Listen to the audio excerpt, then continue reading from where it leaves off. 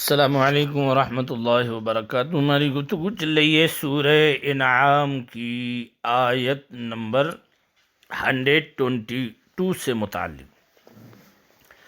اللہ تبارک و تعالی نے ارشاد فرمایا، اعوذ باللہ من الشیطان الرجیم، بسم اللہ الرحمن الرحیم، او من کان میتا فاحییناہ وجعلنا له نورا یمشی بہ فی الناس، اور کیا وہ کہ مردہ تھا تو ہم نے اسے زندہ کیا، او من کان میتا، اور کیا وہ کہ مردہ تھا تو ہم نے فاحییناہ اسے زندہ کیا، فاحییناہ اسے ہم نے زندہ کیا۔ مردہ سے کافر اور زندہ سے مومن مراد ہے، کیونکہ کفر دل کو قلب کے لیے موت ہے اور ایمان زندگی ہے۔ کیونکہ کفر قلب کے لیے کیا ہے؟ موت ہے، اور ایمان حیات ہے، زندگی ہے۔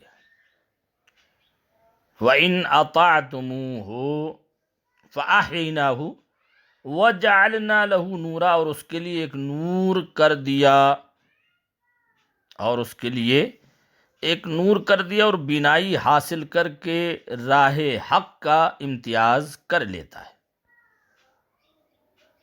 ہم نے اس کے لیے ایک نور کر دیا۔ نور سے ایمان مراد ہے، نور سے ایمان مراد ہے، جس کی بدولت آدمی کفر کی تاریکیوں سے نجات پاتا ہے۔ حضرت قتادہ کا قول ہے کہ نور سے کتاب اللہ یعنی قرآن مراد ہے، اور اس کے لیے وَجَعَلْنَاهُ لَهُ نُورًا، اور اس کے لیے ایک نور کر دیا، یمشی بہ، جس سے لوگوں میں چلتا ہے، یمشی بہ فی الناس، جس سے لوگوں میں چلتا ہے، اور بینائی حاصل کر کے راہ حق کا امتیاز کر لیتا ہے۔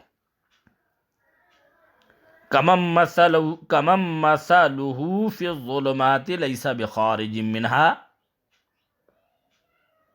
کمن مثلہ فی الظلمات لیس بخارج منہا، وہ اس جیسا ہو جائے گا جو اندھیریوں میں ہے، ان سے نکلنے والا نہیں۔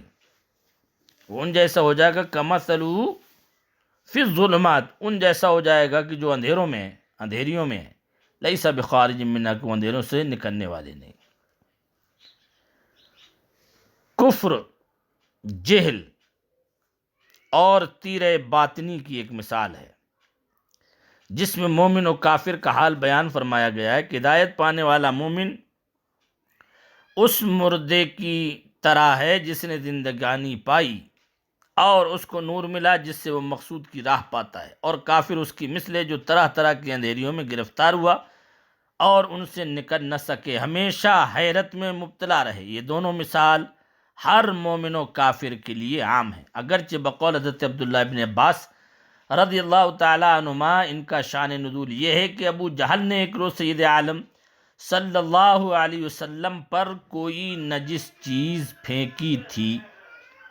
اس روز حضرت امیر حمزہ رضی اللہ تعالیٰ عنہ شکار کو گئے ہوئے تھے۔ جس وقت وہ ہاتھ میں کمان لیے ہوئے شکار سے واپس آئے تو انہیں اس واقعے کی خبر دی گئی۔ گو ابھی تک وہ ایمان سے مشرف نہ ہوئے تھے، مگر یہ خبر سن کر ان کو نہایت طیش آیا، اور وہ ابو جہل پر چڑھ گئے اور اس کو کمان سے مارنے لگے، اور ابو جہل عاجزی و خوشامد کرنے لگا اور کہنے لگا، اے ابو یعلا، یہ حضرت امیر حمزہ رضی اللہ تعالیٰ عنہ کی کنیت ہے، اے ابو یعلا، کیا آپ نے نہیں دیکھا کہ محمد صلی اللہ علیہ وسلم کیسا دین لائے، اور انہوں نے ہمارے معبودوں کو برا کہا اور ہمارے باپ دادا کی مخالفت کی اور ہمیں بد عقل بتایا۔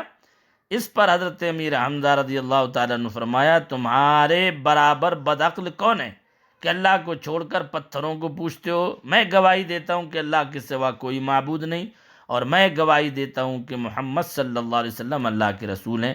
اسی وقت حضرت امیر حمزہ اسلام لے آئے، اس پر یہ آیت کریمہ نازل ہوئی۔ تو حضرت امیر حمزہ کا حال اس کے مشابہ ہے جو مردہ تھا، ایمان نہ رکھتا تھا، اللہ تعالیٰ نے اس کو زندہ کیا اور نور باطن عطا فرمایا۔ اور ابو جہل کی شان یہی ہے کہ وہ کفر و جہل کی تاریکیوں میں گرفتار رہے اور کفر جیل کی تاریکیوں میں گرفتار رہے،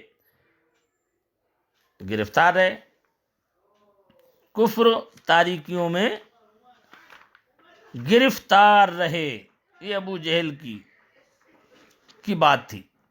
کمم مثلُ فی الظلمات لیس بخارج منہا، وہ اس جیسا ہے، ہو جائے گا جو اندھیریوں میں ان سے نکلنے والا نہیں۔ کذالک زین للکافرین ما کانوا یعملون، یوں ہی کافروں کی آنکھ میں ان کے اعمال بھلے کر دیے گئے ہیں، یوں ہی کافروں کی آنکھوں میں ان کے اعمال بھلے کر دیے، وہ جو عمل کرتے ہیں وہ لگتا ہو اس سے زیادہ اچھا کوئی عمل ہی نہیں ہے، کیونکہ ان کی آنکھوں میں وہ اعمال بھلے کر دیے گئے۔ اللہ تبارک و تعالی ہمیں اپنے بزرگوں کے نقش قدم پر چلائے۔ السلام علیکم ورحمۃ اللہ وبرکاتہ۔